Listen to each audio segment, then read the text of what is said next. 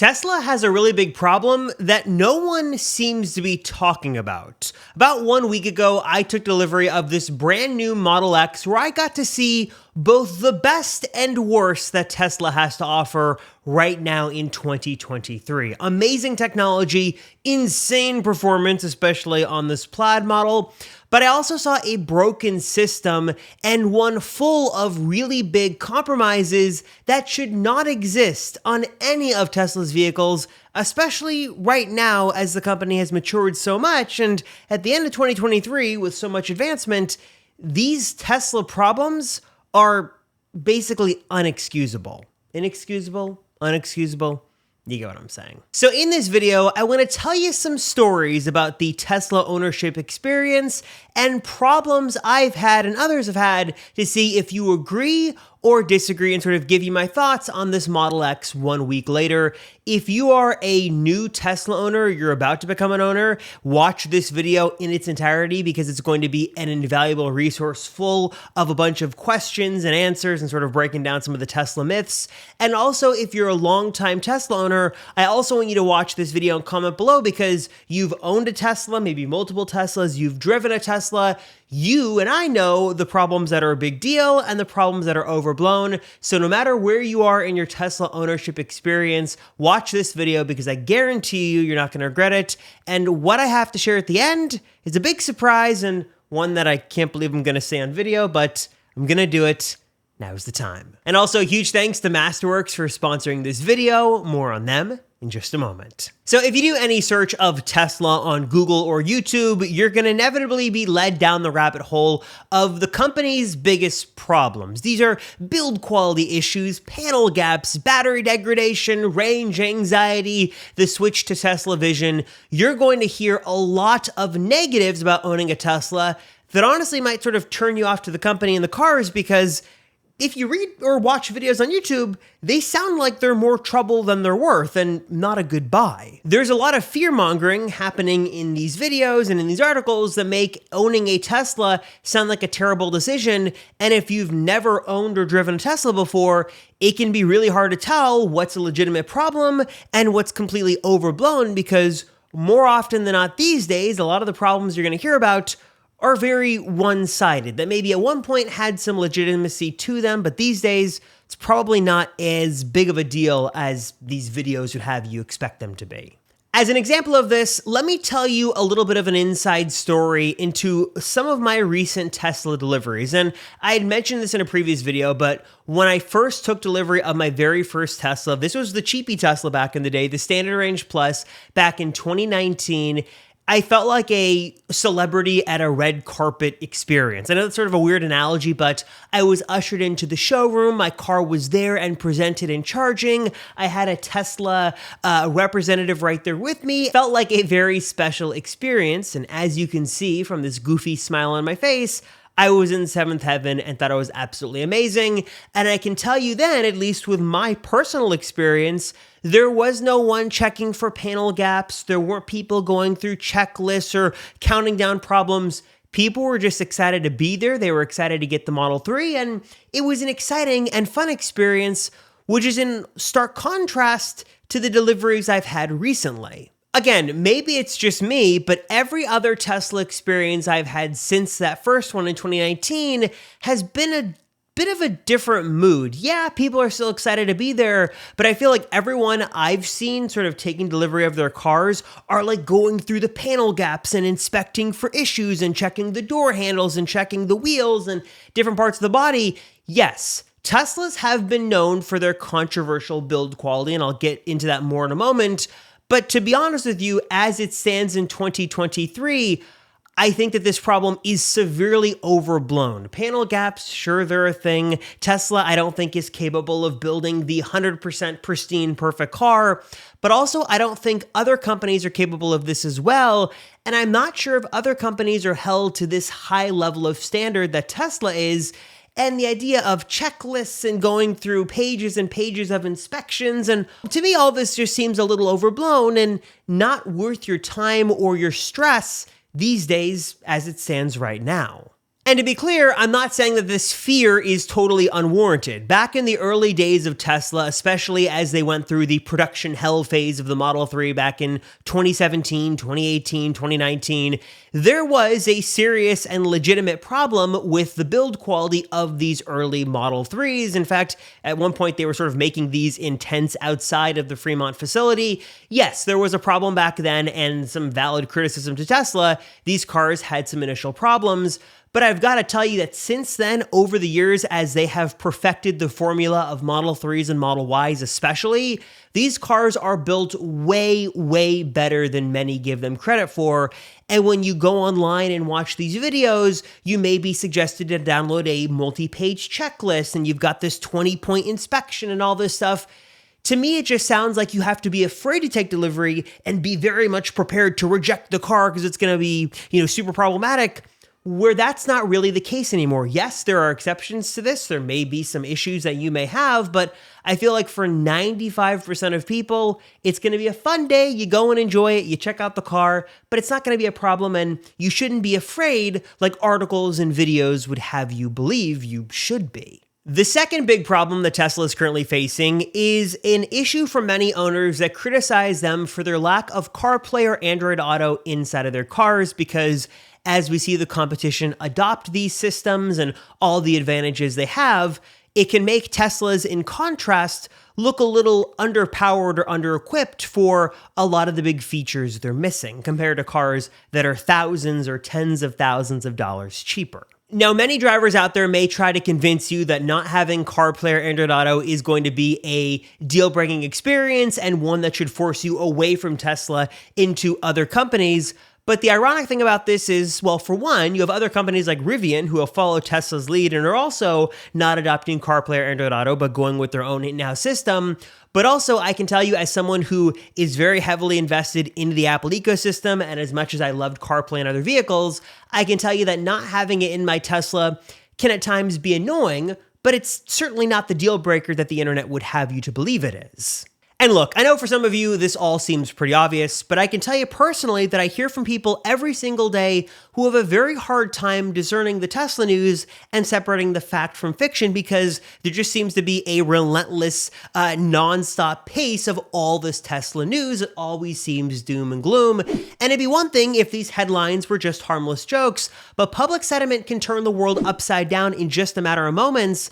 And if you're an investor in a polarizing company like Tesla, for example, we saw just a couple of days ago that many thought Elon's doom and gloom behavior on the earnings call spelled bad news and trouble for Tesla, which had an immediate hit on Tesla stock. This bad news can vaporize your investment in a matter of moments, or worse, can really tank your entire 401k. That's why it's never been more important than right now to make sure you've got a diverse portfolio. And I'm not talking about buying different stocks or adding in some mutual funds, because even those traditional diversified portfolios recently suffered some of their worst years in decades. So what are, traditional investors like me and you supposed to do? Well, why don't we just copy the millionaires and billionaires who have seemed to have cracked the code by doing one important thing. They're investing 30 to 50% of their portfolio into alternative assets like fine art. And now you and I can too, from the comfort of our own home with our phone in our hand.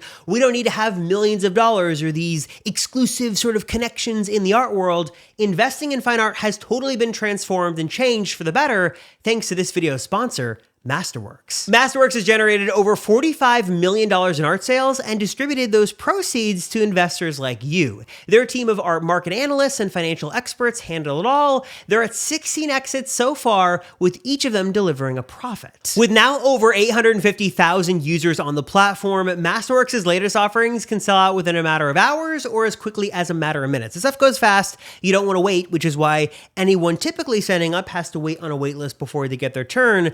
But not you guys, because I've got something special. I've partnered with Masterworks to let you guys skip that waitlist, jump to the front, and get immediate access to the platform right now just by using my special link down below. So learn more about Masterworks, check it out for yourself, click that link down below in the description to learn more and see important disclosures at masterworks.com/CD. Past performance is not indicative of future results. And look, as much as I love Apple and I think CarPlay is great, I can't knock Tesla's software here because this is probably the best you could ask for on any other car. If a car maker is going to go all in on their own software, Tesla at least has, I think, the best implementation, and I think it's really particularly good on their newer cars. The newer models are using Ryzen chips. If I go here and I go to additional vehicle information, I can see this has the Ryzen processor, which is what all of the newer vehicles are using. And the nice thing about that is that it's way faster. And even on the Model 3 Highland, the refresh, that even has a faster, higher refresh rate display. You can see this isn't as quick as that, but it's still pretty good.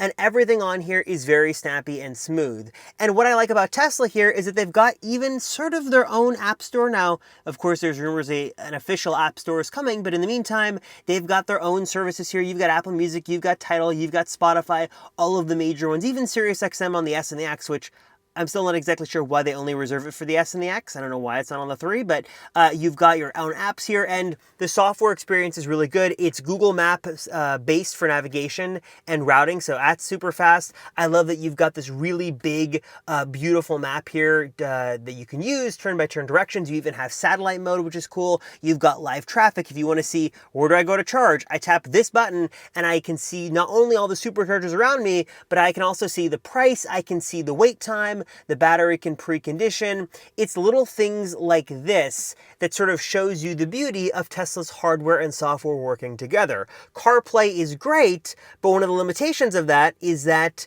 it's sort of only relying on what your phone can do. It doesn't really tie into the car as well as a native solution like this does. Not only do I like this, but I also like that on the S and the X having this sort of secondary sort of cockpit screen here, you've got way more room here on the main screen. One of the biggest issues I think on the S and the X, or on the 3 and the Y rather, over the S and the X, is that because you've got no second screen, you've got a big chunk of display here taken up by your speedometer and other vehicle functions. Having this cleared out is really nice. You've also got the back screen here as well. Speaking of software, sort of Tesla has that. And what's cool about that as well on here is that I can actually control that back screen from the front screen too. So again, this is an example of a automaker doing their best. Tesla certainly has its issues, and I would love to see a full-on app store to better compete with Apple and Google, but their software solution is really good. It's fluid, it's fast, it sort of integrates with the car very well. You've got the Tesla mobile app that lets you do so much. Moving on from that, another big Tesla problem you're going to hear about a lot online, and one that I definitely think actually is worthy of its criticism,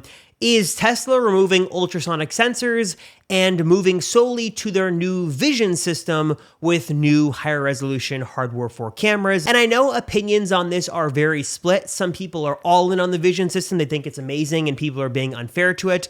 Other people are very upset that their Teslas have sort of gotten downgraded overnight because Tesla has made this change.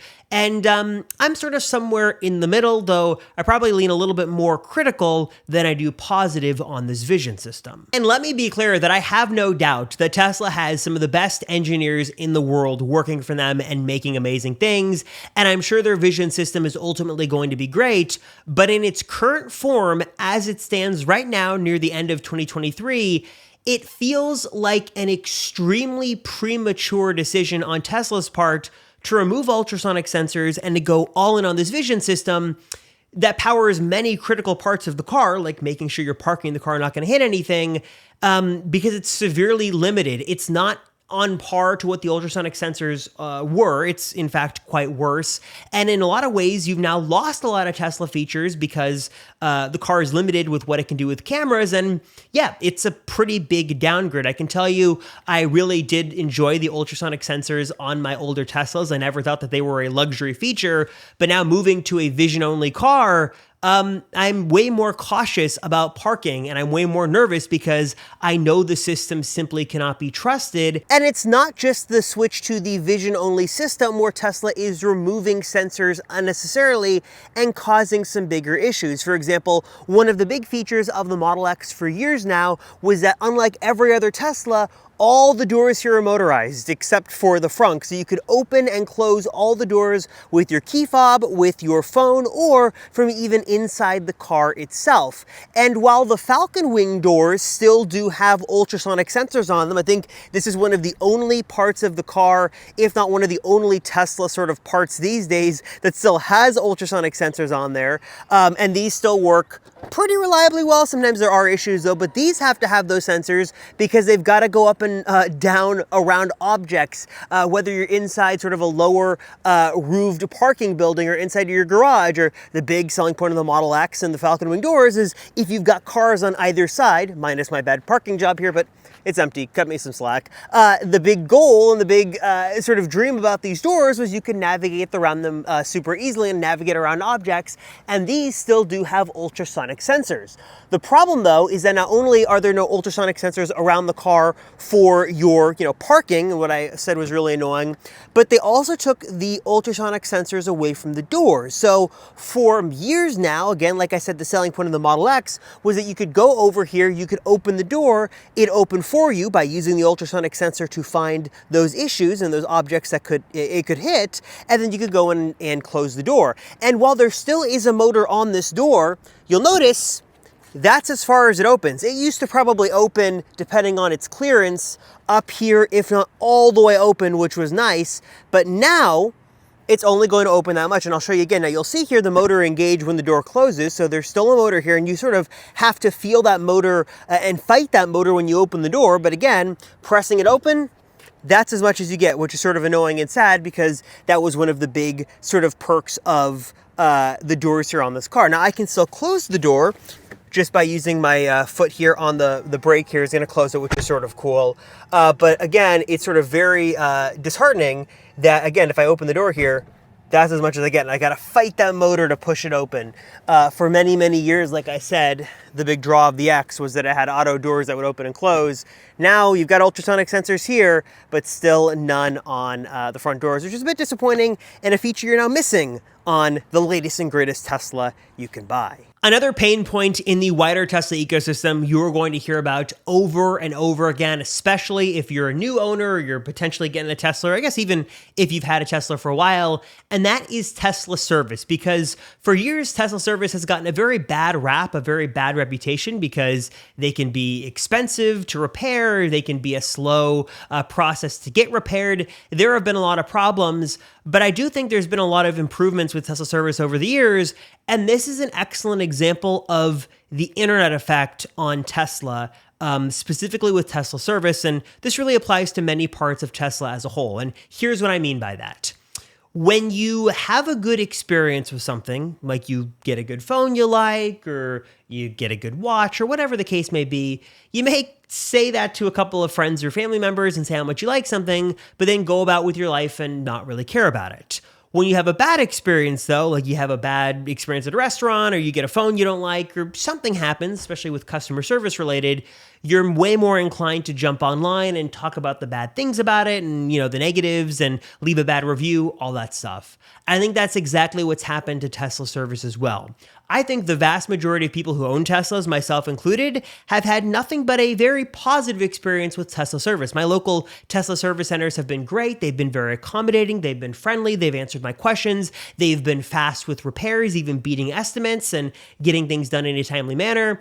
But as a, busy person, I just go in and out and go about my business, go on with my day and not think twice about it. But those who have had a poor experience have been very vocal about it and have jumped online and talked about it at length over and over again. Not to say it's unwarranted, but I definitely think in this instance, the bad reputation Tesla service had years ago has not subsided online because those negative voices go higher than the positive experiences, and it just sort of makes Tesla service sound really, really bad and much worse than it is in 2023. Like many parts of Tesla, I think the company has matured. Tesla service, in my opinion, has gotten much better, and it's not nearly as bad as it used to be. I promise you, it's gotten a lot better and not something you should be afraid of. And finally, one of the other big problems that I think Tesla is very worthy of getting criticism for is Tesla cheaping out in some major ways. I talked about how the rumor is they removed ultrasonic sensors because they were trying to cut costs. They've also done things like removing passenger lumbar controls because Elon said no one was using it to cut costs. I sort of get that. But what I think is unexcusable is a couple of other bigger cost-cutting measures. For example, I think that not having floor mats in any car is not acceptable, and Tesla does not include floor mats in their standard range Model 3, which is still not a cheap car, which I think is kind of crazy. But the biggest issue I have with Tesla cheaping out is them not including the charging cable with the car. This is their mobile charging connector. For many, many years, Tesla would include this. They wouldn't always include the different adapters for the different plugs, but they always included a standard cable with your car to charge it with a regular old outlet. And over the last, I want to say year or so, they stopped including this, at least here in the US, which I think is a very, very bad decision. And look, I understand that some people might not use it. I think that if you are an owner of multiple Teslas, or this is not your first Tesla, you probably don't need it. If you've got a home charger, you don't need it. But I think for many people, this is their first Tesla, this is their first EV, and not including a way to charge the car, just a bare bones standard way to charge the car, not including that with the car, is insulting, and making people pay extra money, a couple other extra $100 to buy this adapter, the standard thing you need for the car, is insulting. I just think that Tesla should give owners the option of whether they want it or not. Maybe they make it so if you have multiple Teslas, you don't get it. You only get it with one Tesla.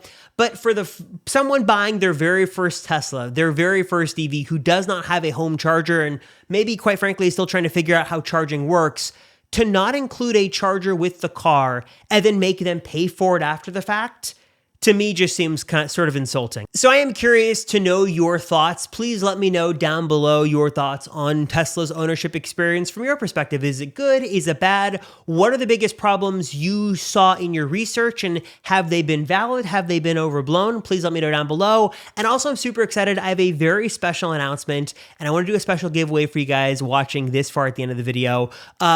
Special announcement, I'm launching something new, something I've wanted to do for many months and over a year now, and that is a Tesla-focused newsletter. It's totally free. It's going to come to your inbox every single week, and it's a great way for me to sort of do a couple of things. I want to cover Tesla news in a bite-sized way that's way easier to digest. I know that some people don't have 20 minutes to watch this video. If you are watching this far, thank you very much because you're watching this, but sometimes you don't always have the time to watch it. So I want to keep you updated with what you need to know. I want to do more exploratory pieces and also look into pieces that I couldn't cover on YouTube because the algorithm is so much in favor of flashy clickbait and bigger stories that I can't cover things I would normally want to. So this will give me an opportunity to do that.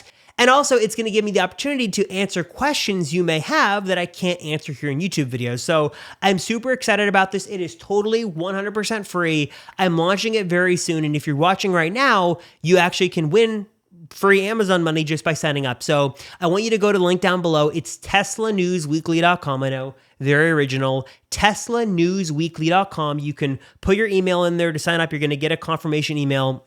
And then starting in November, I'm going to start sending this out every week. Again, it's totally free. It's more of a resource for you guys. I'll answer your questions, give you the news you need to know, and just sort of be a cool extension of these videos and this channel, so you can sort of watch the videos if you want to, maybe read the newsletter instead. But I just think it'd be cool and a way to get even more EV news in a way that is easy to read and also is a nice complement or a nice alternative to longer YouTube videos. I want to give a huge thanks to Drive Protected. They have been an amazing partner on this channel. They make the best DIY PPF kits for your Tesla. They also have some really cool merch on their website as well, but I digress.